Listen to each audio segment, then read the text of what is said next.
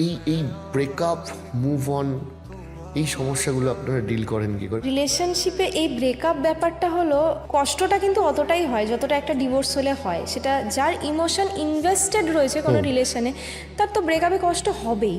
তাই ব্রেকআপের পর যে আপনার যে ফিলটা হচ্ছে, এই যে কান্না পাওয়া বা ওই মেমোরিজগুলো মনে পড়া, ঘুম না আসা, this is a normal human reaction যদি আপনার ইমোশনস ইনভেস্টেড ছিল। তো এইটাতে ভয় পাওয়ার কিছু নেই। Time will heal. যত টাইম যায় এই ইমোশনগুলো থাকে, বাট অনেকটা কমতে থাকে ধীরে ধীরে intensity.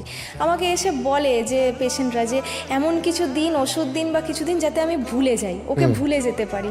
But this is not possible. আপনার জীবনে ভালো মেমোরিজগুলো থাকবেই সব সময়। ব্রেকআপ হয়েছে, কিন্তু মুভ অন করতে গেলে আপনাকে কিন্তু ফার্দার মানে কমিউনিকেশন বা ফার্দার কোনো স্টিমুলাস আসা ওদিক থেকে, যেগুলো আপনার মেমোরিজকে বারবার দুঃখ দেবে, সেই স্টিমুলাসটাকে বন্ধ করতে হবে।